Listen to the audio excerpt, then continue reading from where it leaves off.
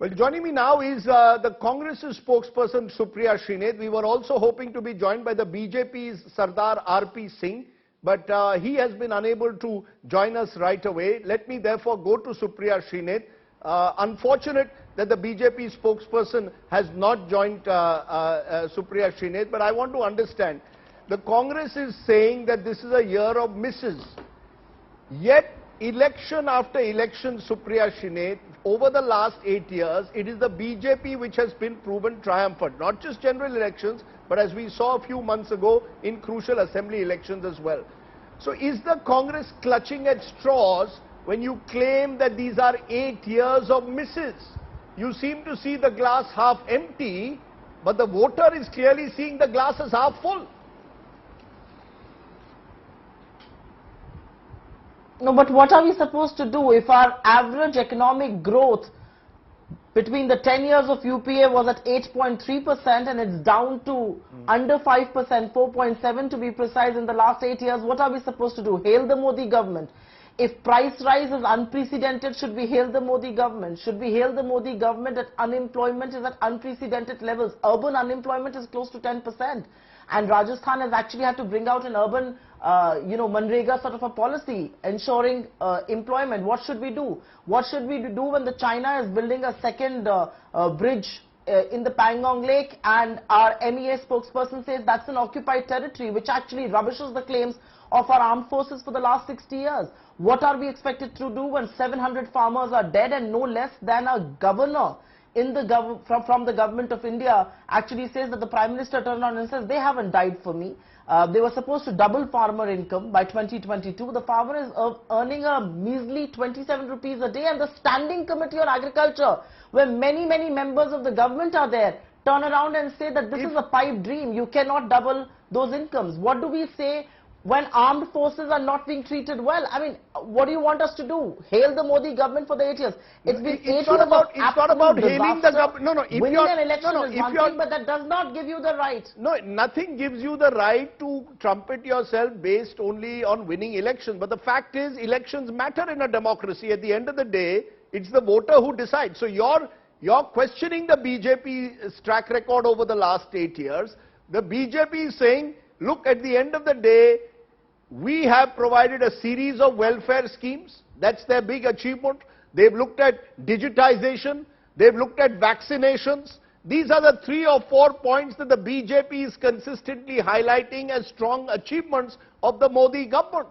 And at the end of the day, if that results in election victory after election victory, either something is wrong with your communication or there is a serious credibility crisis that today faces the Congress party here. I am glad you mentioned 2 things, and I would want to talk about that and then answer your direct question. You spoke about welfare schemes, and this government and all its state governments don't stop talking about free ration. But in my state of Uttar Pradesh, the DMs have issued orders, of course, under an official notification that came from the government of Uttar Pradesh, that if you actually own a motorcycle or a colored TV, you've got to return your ration cards. You will no longer be covered under the Food Security Act. Forget about free ration being given to you. If at all ineligible people did get ration cards, even if I were to believe this government, why should you not penalize the officials? Why are you taking ration cards back from people who lost their jobs and who are earning lower wages?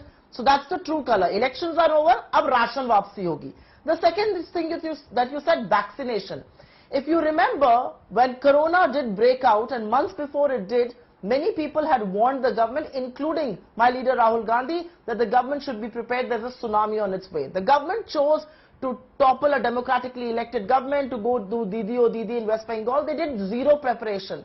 And I hope you haven't forgotten, and nor have the viewers, the absolutely atrocious, heart-wrenching sight of Indians dying on the street without treatment, without oxygen. Vaccination, you really want to talk about that? Because I wish the BJP representative was there. I don't know why they're not. But if you really talk about vaccination, we completely bungled up vaccination. Unlike the rest of the world, we were the vaccine laboratory of the world. We were the absolutely latest to vaccine our people. We prioritized first exporting, then putting a ban there. We kept chasing Jumlas. We kept chasing headlines. I mean, please remember, India could have vaccinated a large section of its population much before we did. We were only chasing headlines. As far as elections are concerned, yes, that is true. They have won an election, and I do not deny in a democracy, I think winning an election is a big deal. They have won. But I think they have also a lot to offer for how have they handled things. And if I may dare bring into this, forget about every other achievement or failure. I think our society is divided more than ever before. I think the tension, the fault lines in our society, in our social fabric are much more visible than ever before. And the BJP does it by political patronage. How is it that in the last 75 years in this country, nobody had the audacity to get on stage and abuse the Mahatma? But under this government, right under the Prime Minister and Amit Shah's nose, you have people abusing Mahatma Gandhi and no action is taken against them. No, who's done? One minute. Supriya Shrinate, who has abused the Mahatma under the Prime Minister Amit Shah's nose? Let's, its rhetoric is one thing. You've got to provide hard. Who's done that? Give me an example. How? I am telling you, I am giving you very hard. I am giving you examples.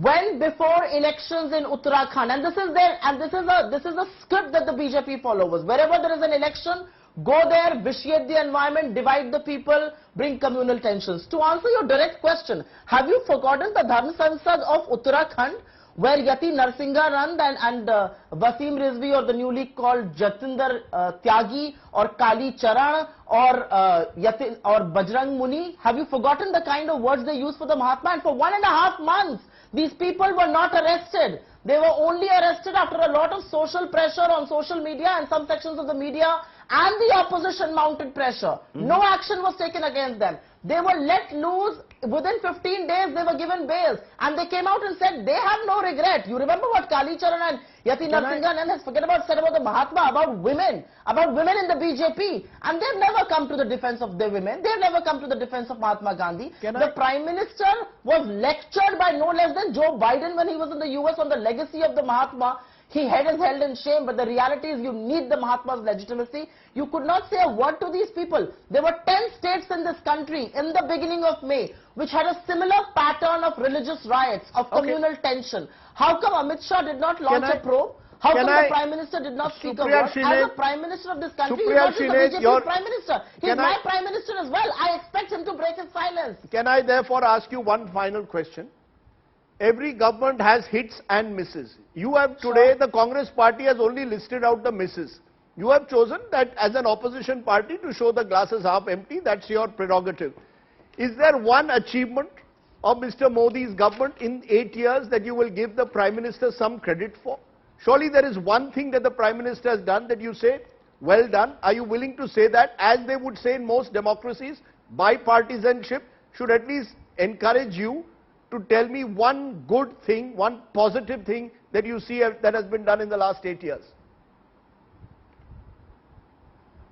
I will really be scraping the bottom of the barrel, and even in the process of preparing this report, we really worked hard to find out the one big achievement. Nothing really comes to my mind, but if you actually press me for an answer, I think he has taught Indian politics how, without doing any work, how on a mountain of lies you can build an empire and make people believe that you're working. I think his camera जीवी जो हैं, जो प्रचार जीवी जो हैं, उन्होंने वो भारतीय लोकतंत्र को सिखाया कि बिना कुछ काम किए प्रचार करके आपकी दुकान चलती रह सकती है. So that's his big achievement. Okay, so effectively it appears that the Congress has decided that there is nothing that you are going to give the Prime Minister credit for after 8 years in office. As I said, that's your prerogative as the opposition party. We hope that the BJP spokesperson would have joined us. Sardar R.P. Singh was supposed to join us, but for some reason we've not been able to establish connect with Sardar R.P. Singh. Let's leave it at that, therefore, Supriya Shrinate. Appreciate your joining us